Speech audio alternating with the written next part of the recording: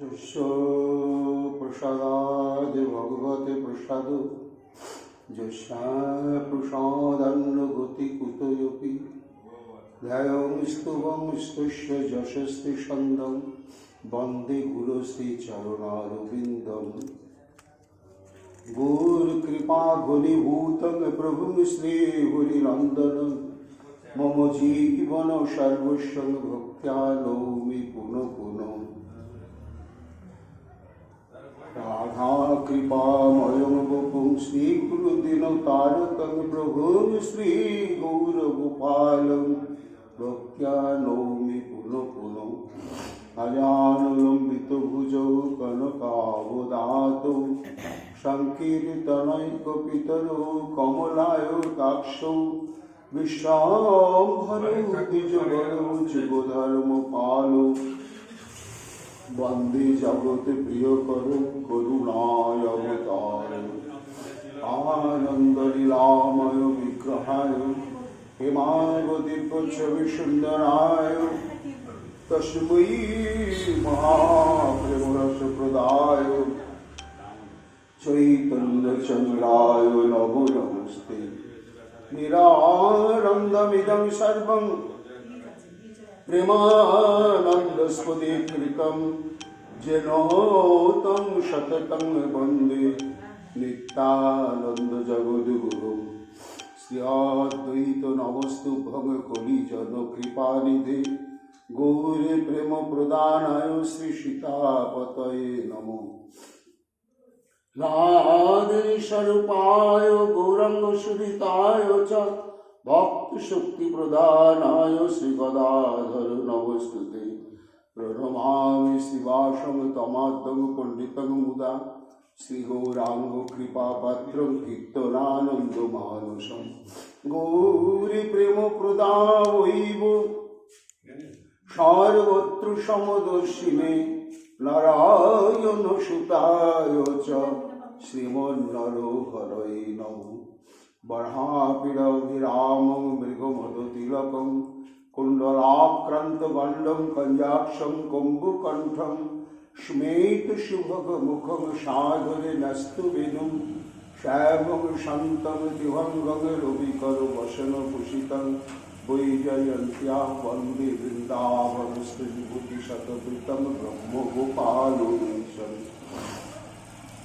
নমো নলিননেত্রায় বেণুবাদ্যবিনোদিনে রাধাধর সুধাপানং শালিনে বনমালিনে হে কৃষ্ণ করুণা সিন্ধু দীনবন্ধু জগৎপতে গোপেশ গোপিকা কান্ত রাধা কান্ত নমস্তুতে মুখং করোতি বাচালং পঙ্গুং লঙ্ঘয়তি গিরিম যতি কৃপাতমহং বন্দে পরমানন্দ মাধবম তপ্ত কাঞ্চন গৌরাঙ্গী রাধে বৃন্দাবনেশ্বরী বৃষভানুসুতে দেবী তব নমামি হরিপ্রিয়ে মহাভাব স্বরূপাতং কৃষ্ণ প্রিয়া ভূরিয়সী প্রেমী ভক্তি প্রদে দেবী রাধিকা তং নমাম্যহম বন্দে নন্দ ব্রজ স্ত্রীণং পাদরেণুমভিঘ্নশ যশাং হরি কথোদ্গীতং পুরাতি ভুবনত্রয়ম আচতুর্বদন ব্রহ্মা দিবাহুর পরো হরি অভালোলোচন শম্ভুর ভগবান বদরায়ণী যং প্রভজন্তমনুপেতমপেতকৃত্যম দৈপায়ন বিরহ কাতরয়জহাব পুত্রিতি তন্ময়া তয়া তরবয়োভিনিদুস্তং সর্বভূত হৃদয় মরিমালতস্মি তমাদিদেবং করুণানিধানম তমালবন্নম সুহিতাবতারম অপারো সংসার সমুদ্র সেতুং ভজামহে শ্রী ভাগবত স্বরূপম বঞ্চাকল্পতরুভ্যশ্চ কৃপা সিন্ধুভ্যৈব চ পতিতানাং পাবনেভ্যো বৈষ্ণবেভ্যো নমো নমঃ জয় রূপ সনাতন ভট্ট রঘুনাথ শ্রীজীব জীব গোপাল ভট্ট দাস রঘুনা ভক্তি ভরে বন্দি ছয় গোসাইয়ের চরণ যাহার হইতে বিঘ্ন নাশে অভীষ্ট পূরণ। জয় গৌরী ভক্ত বৃন্দ গৌরী যাদের প্রাণ সবে মিলে দেহ মোরে নিতাই গৌর ভক্তিদান। নিতাই গৌর হরি বল, নিতাই গৌর হরি বল, নিতাই গৌর হরি বল, জয় জয় নিতাই গৌর হরি হরি বল। রাধে রাধে রাধে, জয় জয় শ্রী রাধে, রাধে প্রাণ রাধে, রাধে রাধে রাধে, রাধে রাধে রাধে, জয় শ্রী রাধে। শ্রী পরীক্ষিত উবাচ তদ্বচ অসৌ মানাহ দেবী কৃষ্ণস্য বল্লভা সদা কৃত নিবাসস্য হৃদয়ে ভীষ্মনন্দিনী। কলিযুগ পাবন অবতার প্রেম পুরুষোত্তম ভগবান শ্রী চৈতন্য মহাপ্রভু অতীব অন্তরঙ্গ প্রিয় পরিকর আচার্য পূজ্য পরম পূজ্যপাদ শ্রীমৎ সনাতন গোস্বামী কর্তৃক প্রণীত শ্রী শ্রী বৃহৎ ভাগবতামৃত গ্রন্থেতে বক্তা মহারাজ পরীক্ষিত এবং শ্রোতা তার গর্ভধারিণী মাতা উত্তরা দেবী মায়ের প্রশ্ন জিজ্ঞাসা ভাগবতের সার তত্ত্বটা কি, ভাগবতের সার কথা। ভাগবতের সারই হচ্ছে ভক্তি, ভগবান এবং ভক্ত, এই তিনের মহিমা। এবার এই তিনের মহিমার মধ্যে ভগবানের তো অনন্ত অগণিত ভক্ত অনাদিকাল থেকেই, তার মধ্যে পরিপূর্ণতম কৃপা ভাজন কৃপা প্রাপ্ত ভক্তকে, এটি জানার ইচ্ছা উত্তরা দেবীর। সেই সর্বঘনিষ্ঠতম এবং পরিপূর্ণ কৃপাভাজন ভক্তের অনুসরণ করে আমাদের ভজন সাধন করতে হবে। সেই প্রশ্নের উত্তরে বক্তা পরীক্ষিত মহারাজ একটি লীলা প্রসঙ্গকে আশ্রয় করে বর্ণনা করে চলেছেন। দেবর্ষি নারদ অনুসন্ধান তৎপর হয়েছেন ব্রহ্মাণ্ডে শ্রী গোবিন্দের সব থেকে নিকটতম এবং পরিপূর্ণতম কৃপাভাজন ভক্তকে এসে পৌঁছেছেন দ্বারকায়। জানতে পারেন উদ্ধবই সর্বশ্রেষ্ঠ ভক্ত। এবার উদ্ধবের কাছে এসে জানলেন না, সেই বৃন্দাবন নিবাসিনী সমস্ত গোপিকা বৃন্দ তারা, সেই সম্বন্ধে কথক কথক রোহিণী দেবী সেই কথাই বলছেন যে বৃন্দাবনের গোপীগণের যে স্বার্থশূন্য প্রীতি ভালোবাসা, উদ্ধব তুমি যে বলছ ব্রহ্মাণ্ডে যদি কেউ ভগবানের হৃদয় নিংড়ানো কৃপা পেয়ে থাকেন এক ব্রজ গোপীরা, এটি তুমি ভাবালুতা বশত বলছো। উদ্ধব রোহিণী দেবী বলছেন আমার বাস্তব যুক্তিবাদী মন সেটা মানতে চায় না। কেন না, আমি তো প্রত্যক্ষ দেখেছি বৃন্দাবনের ব্রজবাসীগণের কৃষ্ণ বিরহের কি বিক্রম, কি প্রভাব, সেটি কি কৃষ্ণ জানেন না? পরিপূর্ণভাবেই তিনি অবহিত আছেন। কিন্তু কি আশ্চর্য, ইদানিং শ্রীকৃষ্ণের জীবন আচরণ কথন ব্যবহার দেখে মনে হয় না যে শ্রীকৃষ্ণের জীবনে কখনো বৃন্দাবন বলে কোনো জায়গা ছিল, আর ব্রজের এই সমস্ত প্রেম কাঙালি ভক্তগণ ছিল, এটি বর্তমান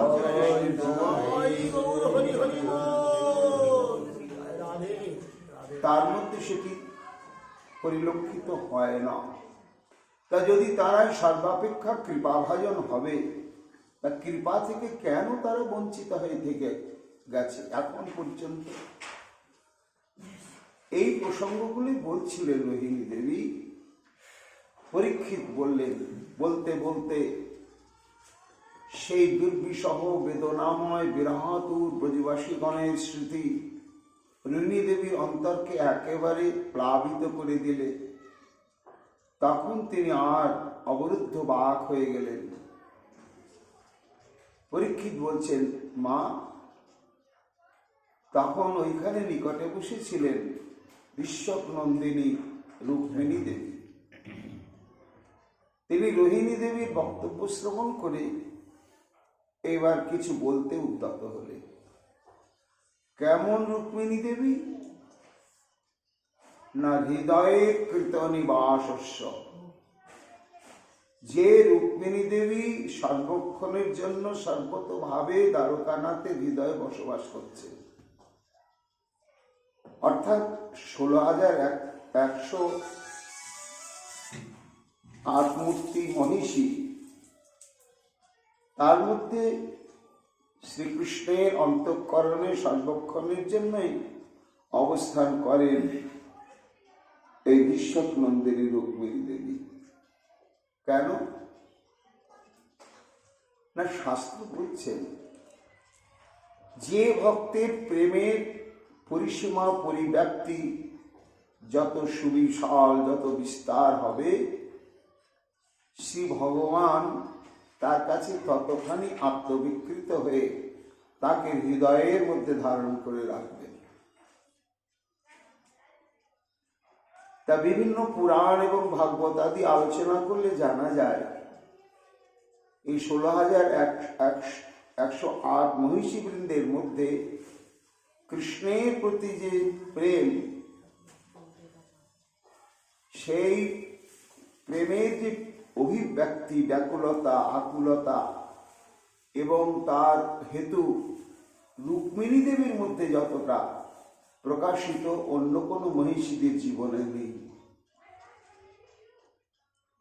অন্যান্য মহিষীগণ তারা স্বয়ম্বর সভায় কৃষ্ণকে দেখে বরমাল্য দিয়েছেন ইত্যাদি ইত্যাদি, কিন্তু রুক্মিণী দেবী কৃষ্ণকে পাওয়ার আগে থেকে পূর্বরাগবতী ছিলেন। কিভাবে ছিলেন? তিনি যখন নিশ্চিত জানতে পারলেন যে শিশুপালের সঙ্গে তার বিবাহের দিন ক্ষণ সমস্ত কিছু একেবারে স্থির হয়ে গিয়েছে এবং এই বিবাহ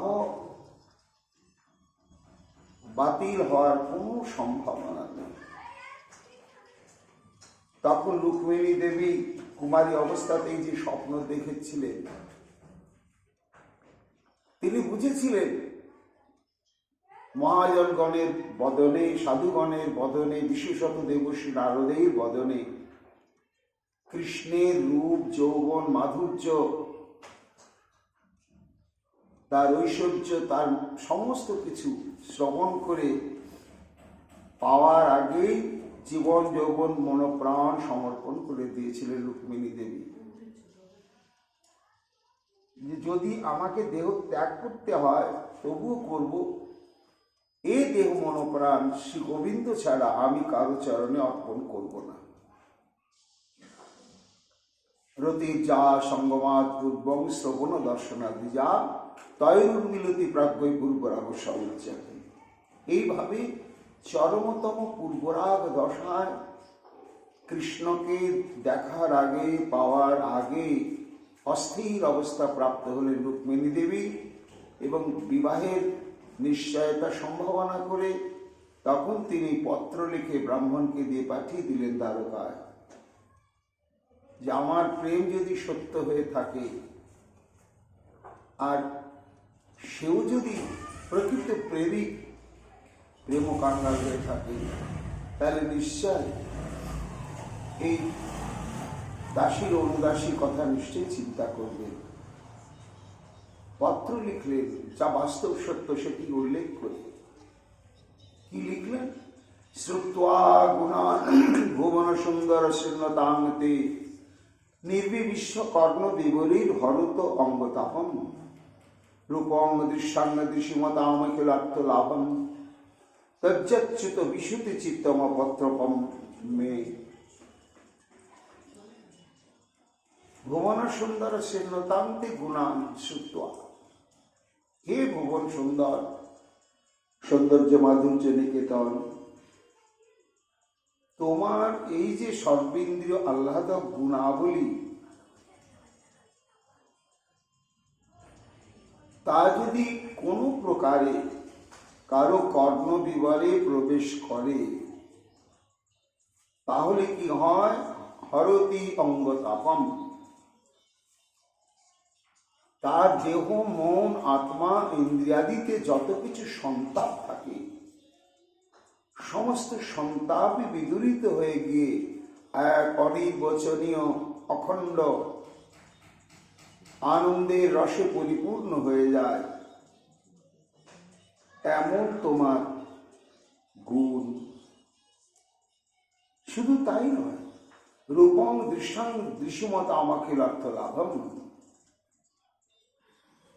হে ভুবন সুন্দর, তোমার যে অসমর্থ রূপ, যে রূপের এক পণ্ডবায় বিশ্ব ত্রিভুবন সর্বপ্রাণী করে আকর্ষণ, সেই রূপ যদি কোনো ভাগ্যবান ভাগ্যবতী কখনো এক মুহূর্তের জন্যই দর্শন প্রাপ্ত হয়, তাহলে তার কি হয় না? অখিলার্থ লাভম, অর্থাৎ মানব জীবনের যা কিছু অর্থ বলতে প্রয়োজন বস্তু রয়েছে, যার জন্য যারা জড়জাগতিক ভোগ বিলাসের কাঙাল, তাদের কাছে অখিলার্থ লাভ হচ্ছে জড়জাগতিক ভোগ সুখ। তোমাকে দর্শন করা মাত্র, হে ভুবন সুন্দর, এই রকম যারা ভোগ বিষয় কাঙাল, তাদেরও আশাটা পূরণ হয়ে যায়। যারা স্বর্গাদি পারলৌকিক সুখ ভোগ বিলাসে কাঙাল, তোমাকে যদি কেউ শুধু দর্শন করে, তার পূর্ণ হয়ে যায়। সর্বোপরি কারো অন্তরে যদি মোক্ষের বাসনা থাকে, সেটাও পূর্ণ হয়। আর সর্বশেষ হচ্ছে, কারো অন্তরে যদি প্রেম বাসনা থাকে, তাহলে সেটাও পূর্ণ হয়ে যায়। এমন যে তুমি সেই তোমার হৃদকর্ণ রাসায়নিক গুণাবলী আর তোমার অসমর্থ রূপ মাধুর্য, সেটা আমি দর্শন করিনি, কিন্তু সেই রূপের মহিমার কথা আমি মহাজন মুখে শ্রবণ করেই আমার চিত্ত সমস্ত লজ্জা, সম্ভ্রম, বিধি, ইহকাল পরকাল ভাবনা সব পরিত্যাগ করে তোমাতেই নিবিষ্ট হয়ে আছে। যদি বলো এটা তো তোমার ঠিক নয়, একটা দুরাশা পোষণ করছো, আমাকে তো কোনোদিন পাবে না, এটা যদি তুমি প্রশ্ন করো, হে ভুবন সুন্দর, তাহলে আমি কেন? কা মুকুন্দ মহতি কুলশীল রূপ বিদ্যা বয়দ্রবীণ ধাম ভি রাত্মতুল্যম ধীরাপতি কুলবতী নবৃণীত কন্যা কালে নৃসিংহ নরলোকম অভিরামম। এই ব্রহ্মাণ্ডে এমন কোন রমণী রয়েছে যে রমণীটি যৌবনে পদার্পণ করে বিবাহের যোগ্যতা লাভ করেছে? এই রকম বিবাহের যোগ্যতা সম্পন্না যদি কোনো কুমারী তোমার রূপ, গুণ, লীলা, বিদ্যা, সম্পদ, ধাম, ঐশ্বর্য, বীর্য অতুলনীয়, এই সমস্ত যদি প্রত্যক্ষভাবে দর্শন, শ্রবণ এবং অনুভব করে এবং সে যদি গুণবতী, কুলবতী হয়, বিচারবোধ সম্পন্না রমণী হয়, তাহলে তোমাকে পতিত্বে বরণ করার যে বাসনা, সেই বাসনা কি কখনো ত্যাগ করতে পারে হে ভুবন সুন্দর? পারে না। কেন? প্রত্যেকেই চায় আমার স্বামী রূপে, গুণে, যৌবনে, বিদ্যাবত্তায়, বৈদগ্ধিতে, ধন সম্পদে, লাভ পূজা প্রতিষ্ঠাতে সর্বশ্রেষ্ঠ হোক। এই ব্রহ্মাণ্ডে এতগুলো বৈশিষ্ট্যে, গুণের বিচারে যদি সর্বশ্রেষ্ঠ থেকে থাকে একমাত্র তুমি, তাই তোমাতে আমি চিত্ত প্রাণ অর্পণ করে দিয়েছি। এই দেহ মন প্রাণ তোমার হয়ে গিয়েছে। আমি চাই না নৃসিংহ নরলোকম অভিরামম, যেটি সিংহের ভোগ্য বস্তু সেটি কোনো খ্যাকশিয়ালি সে অধিকার করে নিয়ে যাক, সেটা কাম্য নয়। তুমি আমাকে উদ্ধার করো। ভাগবত বলছেন এই পত্র পেয়ে শ্রীকৃষ্ণ এমন ভাবে রুক্মিণীর প্রতি করুণা পরবশ হয়ে গেলেন, আর স্থির থাকলেন না। একেবারে সেই দিনেতে গরুরের পিঠে চড়ে রুক্মিণীকে উদ্ধার করবার জন্য যখন কুণ্ডির নগরে উপস্থিত হয়েছেন, সেই সময় অম্বিকা দেবীর মন্দিরে যাচ্ছিলেন রুক্মিণী কুলপ্রথা অনুসারে। আকাশ থেকে গরুর দেখছে রুক্মিণীর ছটায় কুণ্ডির নগরটা আলোকিত হয়ে গেছে। তাই পৃষ্ঠস্থ প্রভুকে বলছেন, প্রভু প্রভু দেখুন কি অদ্ভুত দেবীর এত রূপ, এত সৌন্দর্য, কুণ্ডির নগরটা একেবারে জ্যোতির্ময় হয়ে গিয়েছে। গরুরের পৃষ্ঠপ্রদেশে বসে ঠাকুর বলছেন, ও গরু, ওর সৌন্দর্য কতখানি তুমি এটা আমাকে শোনায়ও না। ওর হৃদয়ে আমার জন্য কতটা প্রেম আছে সেটা যদি জানো সেটা আমাকে বলো। কেন? আমি কারো রূপে মুগ্ধ হই না, আমি মুগ্ধ হই প্রেমে। তা রুক্মিণীর প্রেম ভগবানকে এইভাবে আনতে বাধ্য করেছিলেন। সেই জন্য মহারাজ পরীক্ষিত বলছেন, মা এই প্রথমা মহিষী দ্বারকানাথে তিনি সর্বক্ষণ তার হৃদয়ে অবস্থান করেন। সেই রুক্মিণী দেবী এইবার রোহিণী দেবীর মন্তব্য, বক্তব্য শ্রবণ করে কিছু বলতে শুরু করলেন। কি বলছে? রুক্মিণ্যবাচ ভূমাতর নবনীতাতি মৃদু শান্তস্বতস্য কি হি অভিজ্ঞান্তরং কিঞ্চিৎ কথমেব তচ্চতে। সম্ভ্রম নিয়ে বলছেন রোহিণী দেবীকে যে, মা এই যে প্রভু দ্বারকানাথ সম্পর্কে আপনি যে মন্তব্য করছেন, এই মন্তব্যের দ্বারা একটা জিনিসই প্রমাণিত হচ্ছে যে ব্রহ্মাণ্ডে যদি নিষ্ঠুর অকৃতজ্ঞ কেউ থেকে থাকে তাহলে ওই দ্বারকানাথ। এটি তো প্রমাণিত হচ্ছে, কেননা তার নিষ্ঠুরতার নিদর্শন যে বৃন্দাবন পরিত্যাগ করে আসার পরে কখনো এক মুহূর্তের জন্য কারোর সঙ্গে এই ব্রজের স্নেহ প্রীতি ভালোবাসার কথা নিয়ে কারোর সঙ্গে কোনো কথা বলে না, আলোচনাই করে। তার ব্যবহারের মধ্যে প্রকাশই পায় না যে বৃন্দাবনে প্রেম নিগড়ে কিভাবে সে বাধা ছিল, খোঁজ খবর সে নেয় না তাদের দিনগুলো কেমন করে কাটছে। তাহলে অকৃতজ্ঞ। এবং নিষ্ঠুর, এই তো আপনি প্রমাণ করছেন। কিন্তু নিরপেক্ষভাবে শুনুন, আপনার হচ্ছে পুত্রস্থানীয়, গর্ভজাত সন্তান না হোক, সপত্নীর গর্ভজাত, এই জন্য পুত্রস্থানীয়, আর আমাদের হচ্ছে পতি দেবতা। তার সঙ্গে আমরা নিবিড়ভাবে যে মেলামেশা করেছি, সেটি তো মা, তুমি তো অতটা করনি, তুমি তো মা। তাই মায়ের সম্বন্ধের সীমানা যতদূর পর্যন্ত, অতটুকুর মধ্যে থেকেই তুমি বিচার করছো। কিন্তু আমি এবং আমরা যত মহিষী বৃন্দ আছি, আমরা তো তার ধর্মপত্নী, তার অঙ্কুশায়িনী। এই জন্য আমরা যেটুকুনি অনুভব করেছি, তাতে সে মোটেও নিষ্ঠুর নয়। তবে কেমন? ও মাতর নবনীতাদি মৃদু সন্তোষ্য। আমরা যেটুকুনি জানি, এই জগতে যদি নবনীত চাইতে কোমল, স্নিগ্ধ, মসৃণ কোনো বস্তু থেকে থাকে, তাহলে সেই বস্তুটির নামই হচ্ছে আমাদের দ্বারকানাথের মন।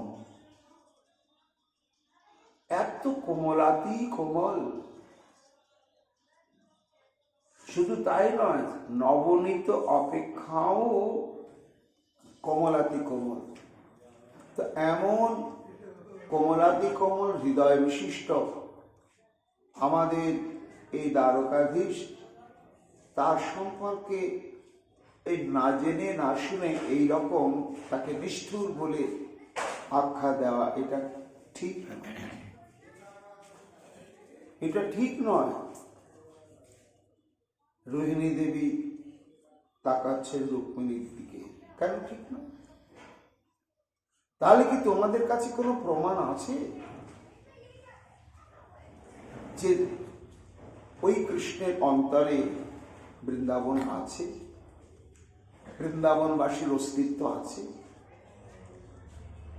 এর কি কোনো প্রমাণ তোমাদের কাছে আছে? পেয়েছো কি? আমি তো পাইনি। আমি বৃন্দাবন থেকে আসার পরে মথুরা কিছুদিন ওর সঙ্গে ছিলাম, মথুরা থেকে আবার এখন দ্বারকায় ওর সঙ্গে আছি। কিন্তু এতদিনের মধ্যে কোনো বক্তব্যে, কোনো ব্যবহারে কোথাও কখনো আমি বুঝতে পারিনি ওর মনের মধ্যে বৃন্দাবন বা ব্রজবাসীরা আছেন। তা তোমরা কি কিছু অনুভব করছো? তখন রুক্মিণী দেবী বললেন, জুয়ং শ্রীনত বৃত্তা নিতারি তারি শ্রুতা নিবে। হ্যাঁ মা, প্রমাণ না থাকলে আমি বলবো কেন? তুমি তো জানো না, নিঝুম নিভৃত নিশীথে আমাদের প্রাণবল্লভের কি দশাপ্রাপ্ত হয়। তুমি তো মা, সেখানে তো তুমি আসো না, আমরা জানি। এবং তখন তিনি যা যা করেন সেই সমস্ত বৃত্তান্ত শ্রবণ করুন।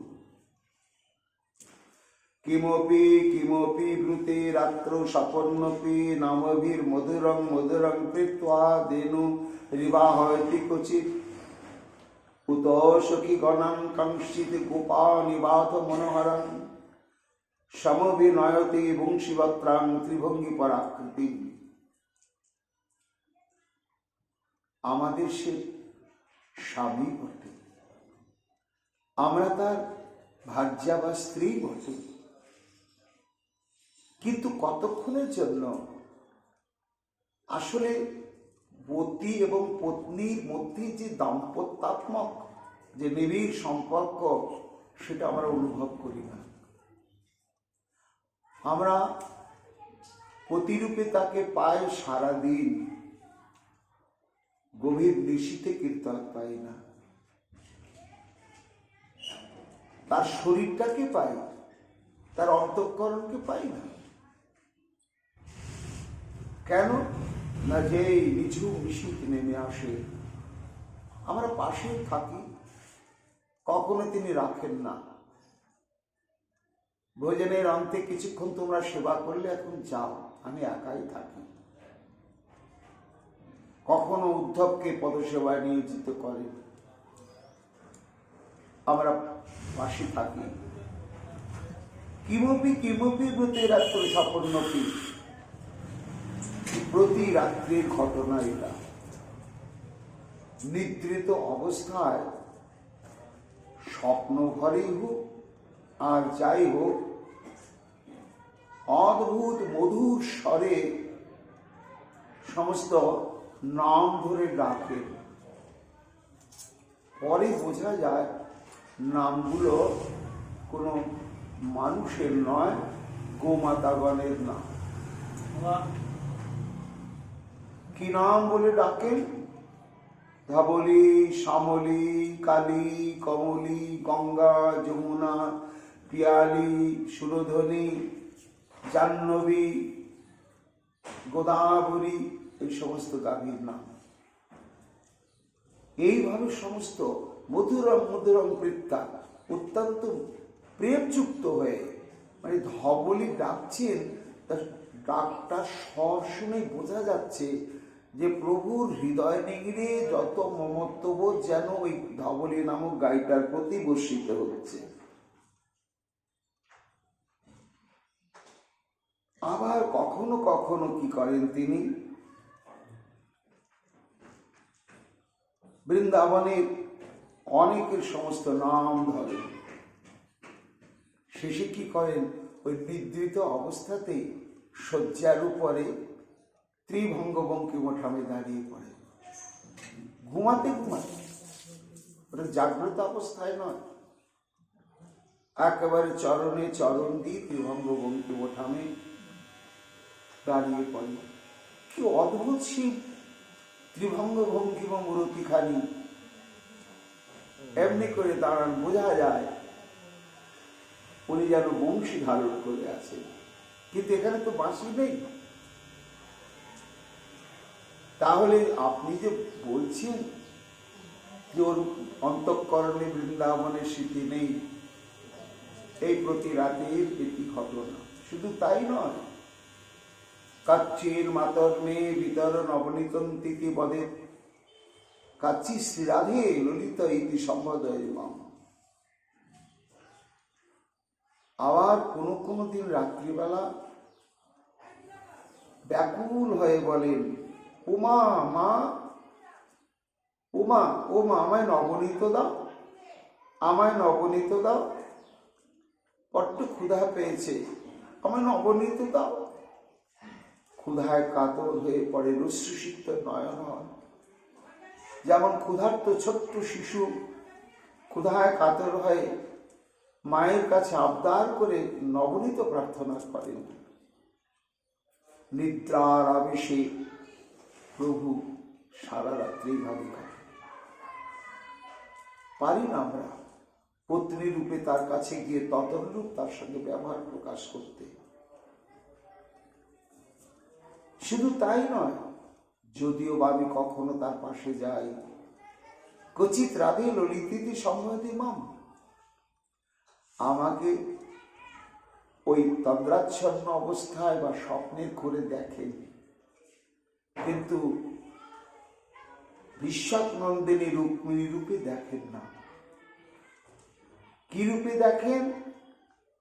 ও রাধে, ও রাধে তুমি, ও রাধে রাধে, আমাকে রাধা রাধা বলে সম্বোধন করে। আমার সঙ্গে যদি কোনো পরিচারিকা থাকে, তাকে ললিতে ললিতে আর তরবিচলিত হারে অস্থি বিসর্জন করতে থাকে। আবার কখনো কখনো কি ভাবে আবিষ, কি জানি আমরা বুঝতে পারি না। কেন? ব্রজের সমগ্র লীলার সঙ্গে আমরা পরিচিত নয় মা। কোন আবিষ কি জানি? কদাপি দং চন্দ্রাবলী কিমিতিবে পশ্যতি পটম। আবার কখনো আমাকে সম্বোধন করে বলছেন, চন্দ্রাবলী চন্দ্রাবলী, ছি ছি ছি ছি ছি, একই তোমার আচরণ, একই তোমার আচরণ, হ্যাঁ, এরকম আচরণ তুমি আমার কাছে প্রকাশ করো না। এই বলে আমার বস্ত্রাঞ্চল আকর্ষণ করে। তারপরে কি দেখি মা, কদাপ্রাশ্রা সারই মৃদুলয়তি তুলিং শয়নত। মন্ত্রমুগ্ধের মতো তাকিয়ে থাকি, সারা রাত্রি এইভাবে আমাদের কাটে। রাত্রি গভীর থেকে গভীরতম যখন হয়, হঠাৎ প্রলাপ বকতে বকতে নীরব নিথর হয়ে যায়, আবার শয়ন করে। আর তখন এতই দুনয়নে অশ্রু বিসর্জন হয় যে সমগ্র শয্যা, তারপরে উপাদান বালিশ সমস্ত অশ্রুসিক্ত হয়ে সেই অশ্রু যেন সংকুলান না হয়ে মেঝেতে পর্যন্ত পড়তে থাকে।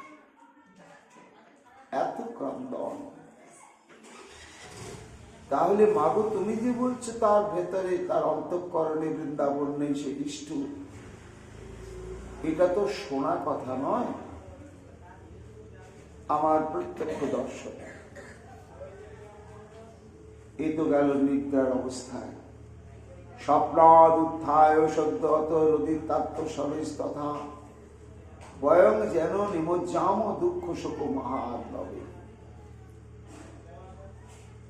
তারপরে জেগে ওঠেন। ওটা নিদ্রাও নয়, স্বপ্ন নয়। যখন জাগ্রত হন, এইভাবে তো নিদ্রিত অবস্থায় কেঁদে কেঁদে বালিশ ভিজাচ্ছিলেন। তারপরে যখন একেবারে পরিপূর্ণ জেগে বসেন, বসে এমন গলা ছেড়ে উচ্চস্বরে কাঁদতে শুরু করেন, এত উচ্চস্বরে এবং এত আত্মীভরে ক্রন্দন করতে শুরু করেন যে আমরা কিংকর্তব্য বিমূঢ় হয়ে যাই এবং তখন আমরা অগাধ অতলান্ত দুঃখ আর শোকের সমুদ্রে ডুবে যাই। কিচ্ছু উপায় থাকে না। প্রভুর এই ব্যথা বেদনায় কিভাবে আমরা প্রলেপ লাগাবো, কি সান্ত্বনা বাক্য বলবো?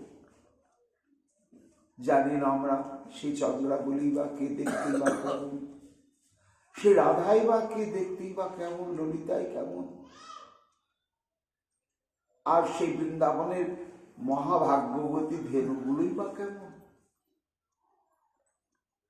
যারা এই দ্বারকানাথের চিত্ত মনকে এইভাবে হরণ করে রেখে দিয়েছে।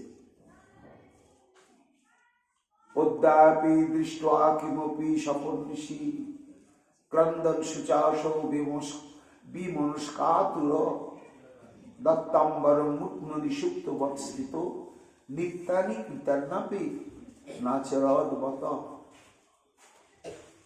মা, আজকে ঘটনা, এই যে আমরা এখানে কথা বলছি, দেবশ্রীরা আরো এসেছে, সব রয়েছে, আর ওই যে শয্যার উপরে প্রাণবল্লভ দ্বারকানাথ শয়ন করে রয়েছে।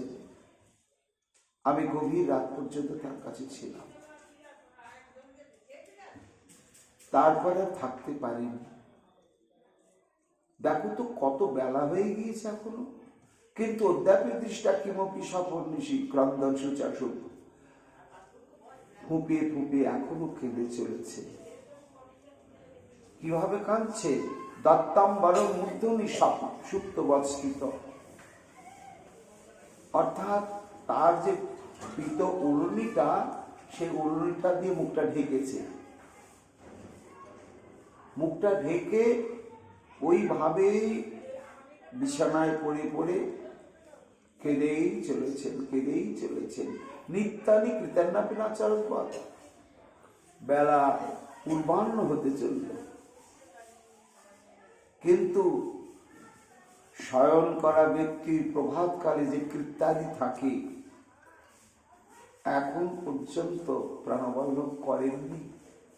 বাসি বিছানায়, বাসি বস্ত্রে, বাসি মুখে এত বেলা অবধি ওইভাবেই রয়েছে। দেখুন, কারো সাহস হচ্ছে না তাকে ডাকার জন্য।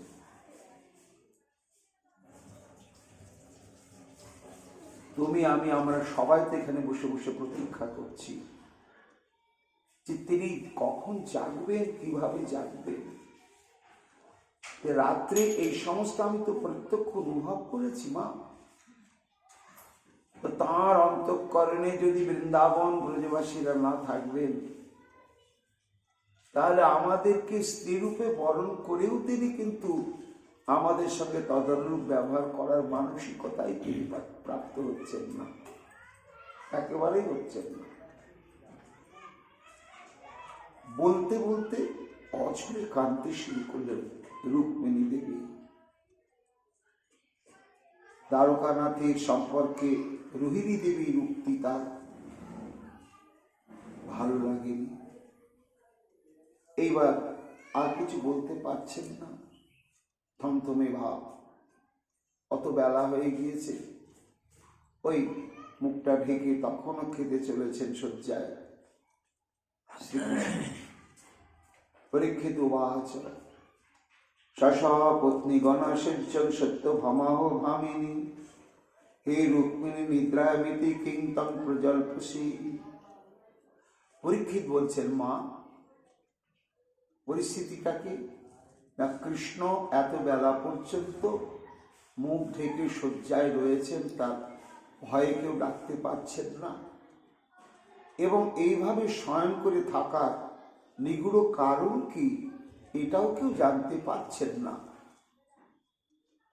তাই উদ্ধব, বলদেব চন্দ্র, রোহিণী দেবী, রুক্মিণী, সত্যভামা এরা শয়ন প্রকোষ্ঠের দ্বারের বাইরে অপেক্ষা করছে, এবং নারদের বক্তব্যের উপরে বক্তব্য স্থাপন করছিলেন উদ্ধব, উদ্ধবের কথা শুনে বক্তব্য স্থাপন করছিলেন রোহিণী দেবী, রোহিণী দেবীর বক্তব্য শ্রবণ করতে করতে এইবার দ্বিতীয় মহিষী সত্যভামাজি কিছু বলতে শুরু করলেন।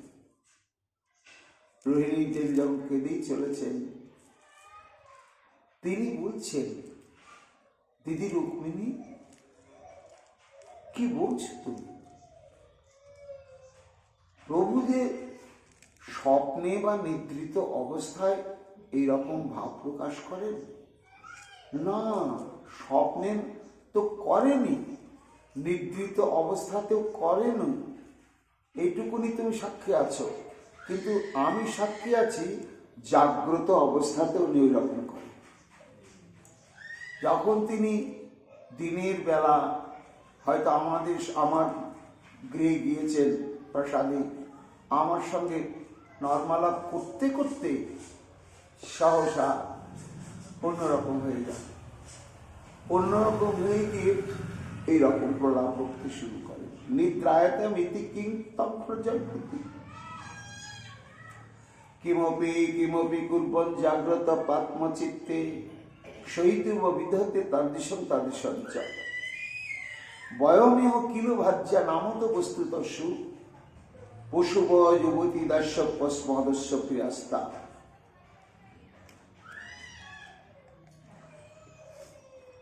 এই আমাদের প্রাণবল্লভ জাগ্রত অবস্থাতেই ওই বৃন্দাবনে কোনো কোনো রহস্যময় লীলা প্রসঙ্গকে স্মরণ করেন, করে যথাবস্থিত ভাবে তিনি কথা বলছিলেন, কিন্তু অন্তরে অন্তরে সেই লীলা স্মৃতি জাগার সঙ্গে সঙ্গে অসংলগ্ন ভাব প্রকাশ করতে শুরু করেন।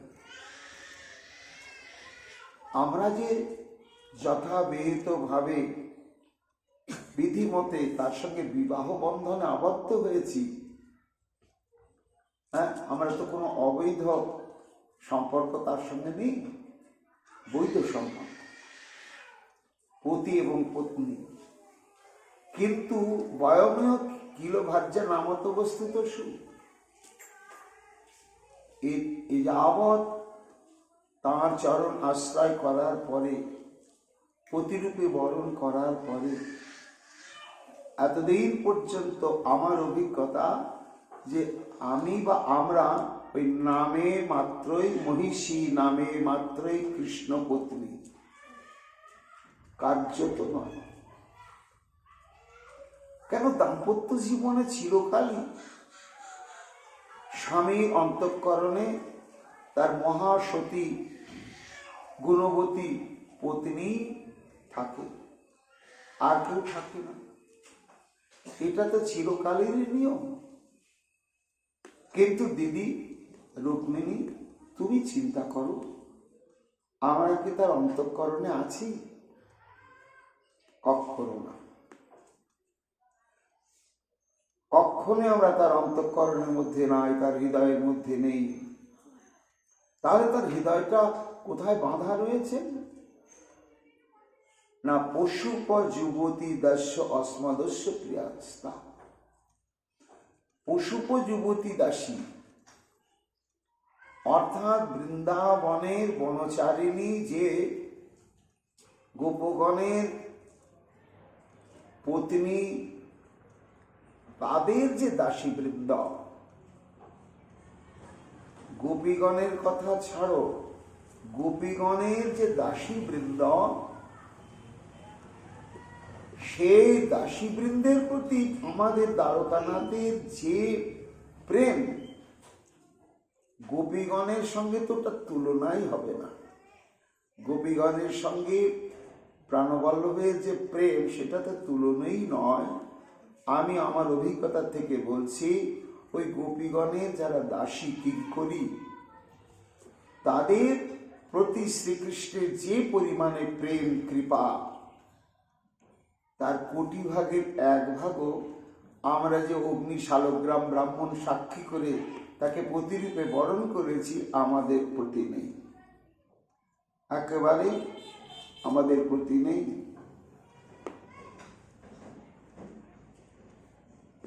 এই বলে সত্যভামা হাউহাউ করে কাঁদতে শুরু করল। গ্রামে গ্রামে পরীক্ষিত বলছেন, জায়গাটি একটা যেন কান্নার হাটে পরিণত হয়ে যাচ্ছে। একদিকে দেবর্ষী নারদ কাঁদছেন, উদ্ধব কাঁদছেন, রোহিণী দেবী কাঁদছেন, রুক্মিণী দেবী কাঁদছেন, সত্যভামাও কাঁদছে। কান্নার হাট বসে গেল। বলদেব সবার বক্তব্য শুনলেন, একে একে সবার বক্তব্য শোনার ফলেতে এইবার বলদেব চন্দ্র কিছু বলতে শুরু করলেন সবার উদ্দেশ্যে। অসপ্তস্তদ বচর স্বরূপ গোকুল প্রাণবান্ধব রোহিণী নন্দন শ্রীমান বলদেব সব্রবীত। পরীক্ষিত বলছেন, মাগো, এই সমস্ত সবার কথা শ্রবণ করে ওই রোহিণী নন্দন শ্রী বলদেব চন্দ্র, কেমন বলদেব চন্দ্র? না গোকুল প্রাণ বান্ধব, অর্থাৎ গোকুলবাসী গণের যিনি প্রাণের প্রাণের বন্ধু বিশেষ। শ্রীকৃষ্ণ ব্রজবাসীর কাছে যত প্রিয়, বলদেব চন্দ্র তত প্রিয়। এটি পরীক্ষিত অনুভব করেছেন। তাই উত্তরা দেবীকে বলছেন, মা, সেই গোকুল প্রাণ বান্ধব আমাদের বলদেব চন্দ্র, তিনি এই সমস্ত বক্তব্য শ্রবণ করার পরে রুষাব্রবীত, অত্যন্ত রোষের সঙ্গে, ক্রোধের সঙ্গে কিছু বলতে শুরু করলেন। কি বলছেন? বদ্ধা সহজ তত্রত্তদন্য বার্তা কথা পরাম অস্মান বঞ্চয়ত ভাতৃহৃদম কপট পাটম। এই বৌমাগণ, কেঁদো না তোমরা। কার কথা বলছো? কৃষ্ণের কথা বলছো? ব্রজের প্রতি কৃষ্ণের কর্তব্যবোধের কথা বলছ? পরীক্ষিত বলছেন যে রোহিণী নন্দন তো, রোহিণী যেমন ব্রজবাসী পক্ষ অবলম্বন করে শ্রীকৃষ্ণকে নিষ্ঠুর বলে প্রমাণিত করবার চেষ্টা করলেন, এবার মা যেটা মন্তব্য করেছেন ছেলে রোহিণী নন্দন বলরাম সেইটাই মেনে নিয়েছেন। মেনে নিয়ে সেটাই বলছেন, এ বৌমাগণ, তোমরা যে মন্তব্য প্রকাশ করলে এবং আমরা প্রত্যেকে পরস্পর কৃষ্ণের অন্তরে যে প্রেমের স্মৃতি সর্বক্ষণ প্রবাহিত হচ্ছে, এই প্রসঙ্গে যে আলোচনা করা হচ্ছে, কিন্তু ওর দিকে তাকিয়ে দেখো, শুয়ে আছে চুপচাপ। শুয়ে থাকা নয়, কি ভ্রাতুর ইদম কপট পাটম, ওটা বদমাসি, চাতুরি, ছলিয়া ও কপট ভাব পোষণ করছে। ও আমাদের ওই নিদ্রার ভান করে অমনি করে আমরা যে ওকে নিয়ে কি কি আলোচনা করছি আর করব, এটাই ও শুনছে। হ্যাঁ, ওটা কেন? তোমরা যে বললে যে ব্রজবাসীর প্রতি তার এত আকর্ষণ, এমনি এমনি করে, কি আকর্ষণ? মা যা বলেছেন আমি সেটা মেনে নিচ্ছি, আমি তার সাক্ষী রয়েছি। মাও যেমন সাক্ষী রয়েছেন রোহিণী দেবী, আমি সাক্ষী রয়েছি। কি সাক্ষী আছে জানো? তত্র মাসোদ্যাং স্থিত্বা তেষাং স্বাস্থ্য চিকিৎসা তন্ন সপ্তম মায়া করতুম বাঘভীর আচরিতই রূপী। ভাই তো জানে না বৃন্দাবন ছেড়ে আসার পরে ব্রজগোপীদের কি পরিস্থিতি, ব্রজবাসীদের কি পরিস্থিতি, আমার মা জানে। কিন্তু মা তো দীর্ঘ ব্যবধানে ওখানে আর যাননি, আমি গিয়েছিলাম। দীর্ঘ ব্যবধানের পরে দন্ত বক্রকে নিধন করে বলদেব চন্দ্র 2 মাসের জন্য বৃন্দাবনে এসেছিলেন। ভাগবতে এটি রয়েছে 10ম স্কন্ধে। সেই কথা বলদেব চন্দ্র বলছেন যে দেখো বৌমারা, আমি যে 2 মাসের জন্য এই বৃন্দাবনে এসেছিলাম, কেন এসেছিলাম না, তারা কেমন আছে, আমাদের বিরহে, আমার কৃষ্ণের বিরহে তাদের কি অবস্থা, এটা অনুভব করে আমি বিচার করেছিলাম যে সত্যি সত্যি তারা যদি বিরাহতুর হয়ে থাকে, অন্তত ভাই তো আর যাচ্ছে না, যাবে না, যাবে কিনা কে জানে। আমার সুযোগ যখন হয়েছে যাবার, আমি যখন যাচ্ছি তখন আমি তাদেরকে সান্ত্বনা দেব। এই তাদেরকে সান্ত্বনা দেওয়ার জন্য, তাদের বিরহ যন্ত্রণা লাঘব করবার জন্যই আমি 2 মাসের জন্য বৃন্দাবনে গিয়েছিলাম। এবং গিয়ে শোনো বৌমারা, আমি তদনুরূপী চেষ্টা করেছি তাদেরকে সান্ত্বনা দেওয়ার জন্য, কিন্তু আমার এই 2 মাস ধরে তাদেরকে সান্ত্বনা দেওয়ার প্রচেষ্টা সব ব্যর্থ হয়ে গেছে। সব ব্যর্থ হবেই বা না কেন? প্রতপ্ত মরুভূমি, সে মরুভূমির উপরে যদি 2 ফোঁটা জল কেউ ফেলে, তাহলে মরুভূমিকার ভিজে কখনো? ওই প্রচন্ড উত্তাপে 2 ফোঁটা জল শুকিয়েই যায়। তদ্ভুত কৃষ্ণ বিরোহিণী গোপীগণের অন্তঃকরণ ওই প্রতপ্ত মরুভূমি বল। আমার সান্ত্বনা বাক্য যেন 2 ফোঁটা জলের মতন কোথায় শুকিয়ে গেল, তাদের তাপ বাড়িয়ে দিল। মা উত্তরা দেবী বলছেন, বাবা পরীক্ষিত, তাহলে বলদেব চন্দ্র বৃন্দাবনে এসেছিলেন, তখন গোপীদের সঙ্গে কি কথোপকথন হয়েছিল? পরীক্ষিত বলছেন, মা ওটা আমি শুনেছি প্রভুর মুখে, আমার গুরুদেব শ্রী শুকদেব গোস্বামী পাদের মুখে আমি শ্রবণ করেছি। যখন বলদেব চন্দ্র দ্বারকানগর থেকে বৃন্দাবনে এলেন, এসেই তিনি দুই প্রকার গোপী, এক হচ্ছে কৃষ্ণপ্রিয়া গোপী আর এক বলদেব প্রিয়া গোপী। এই বলদেব প্রিয়া গোপীগণকে নিয়ে বলদেব চন্দ্র বৃন্দাবনে রাস করেছে। সেখানে কৃষ্ণপ্রিয়া গোপীগণ যোগদান করেননি। তা পরীক্ষিত বলছেন, মা বলদেব প্রিয়া গোপীগণ তারা তো পুনরায় বলদেবকে প্রাপ্ত হলো, প্রাপ্ত হয়ে তাদের শোকটা প্রশমিত হয়ে গেল, কিন্তু কৃষ্ণপ্রিয়া গোপীগণ তারা তো কৃষ্ণকে এখনো ফিরে পায়নি, আর পাবেও কিনা একেবারে অনিশ্চিত।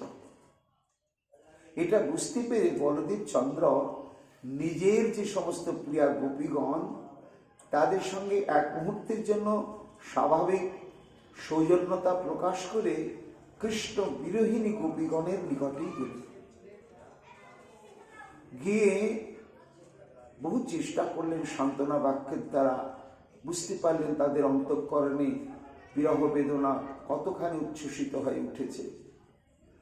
এইভাবে যখন তাদের মর্যাদা রক্ষা করবার চেষ্টা করলেন বলদেব চন্দ্র, তখন পরীক্ষিত বলছেন, মা রাম সন্দর্শনা ধৃতা, বলদেব চন্দ্রকে দর্শন পেয়ে এবং তার সান্ত্বনা পূর্ণ সম্মানসূচক ব্যবহারে সমাদৃতা হয়ে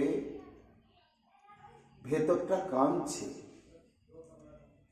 বাইরে মুখে হাসি। ভেতরের বিরহ বেদনাটাকে পাষাণ চাপা দিয়ে ওই সমস্ত কৃষ্ণ বিরোহিনী গোপীগণ হাসি হেসে জিজ্ঞাসা করলেন বলদেব চন্দ্রকে যে, হে রুহিনন্দন, সে তো আমাদের এখন সুখের স্বরূপ নয়, এখন সেই সুখের স্বরূপ হচ্ছে পুরজন শ্রী বল্লভ ব্রজগোপী বল্লভ। এখন তিনি নেই, তিনি এখন পুরজন শ্রী বল্লভ, অর্থাৎ দ্বারকা রমণীগণের তিনি এখন সুখের হেতু, সুখময়। তা এই যে দ্বারকা মহিষী বৃন্দের সুখনিকেতন, সেই কৃষ্ণ তাদেরকে সুখেই আছে তো, সুখে আছে তো? পরীক্ষিত বলছেন, মা বলদেব চন্দ্রকে কথাটা বলছে, কিন্তু বলার মধ্যেও যেন একটা পরোক্ষে কৃষ্ণকে খোঁচা দিয়ে বলা হচ্ছে। আচ্ছা, হে রোহিণী নন্দন, কস্মিৎ সরতি বা বন্ধুন পিতরং মাতরং চ অপ্যাস মাতরং দ্রষ্টুম সকৃত অত্যাগমস্যতি। আচ্ছা, সুখে যখন আছে তারা নিশ্চয় প্রাণ দিয়ে ভালোবাসছে তাকে, সে থাক না, কিন্তু আমাদের কথা ছেড়ে দাও রোহিণী নন্দন। তার যে জন্মদাতা পিতা, তার গর্ভধারিণী মা, এই নিজের জন্মদাতা পিতা এবং গর্ভধারিণীর মাকে কেউ ভুলতে পারে না, কোনোদিন কেউ পারে না। তো সে কি কখনো স্মরণ করে যে বৃন্দাবনে দুঃখী পিতা এবং দুঃখীর মাতা অবস্থান করছে, কিংবা অপ্যাস মাতরং দ্রষ্টুম সকৃত আগমিষ্যতি?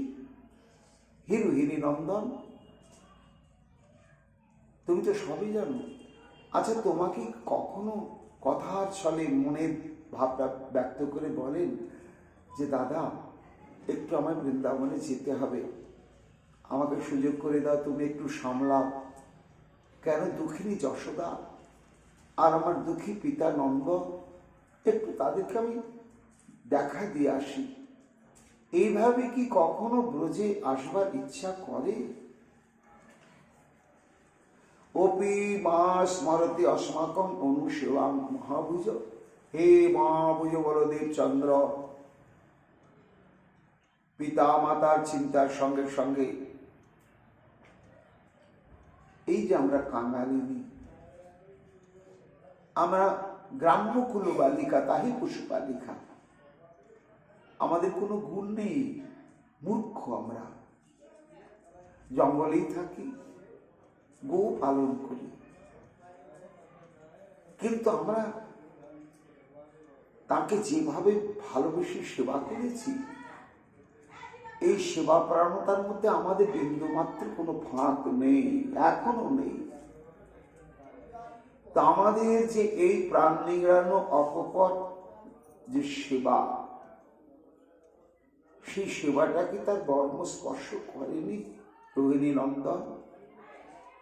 একবার কি তার স্মৃতিপটে আমাদের এই প্রেমযুক্ত সেবার কথা কি মনে হয় না?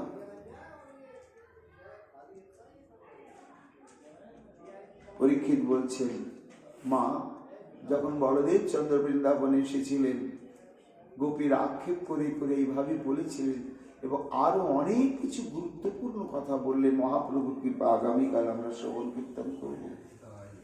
এইখানে আমাদের ভাগবতামৃত কথা বিশ্রাম লাভ করছে।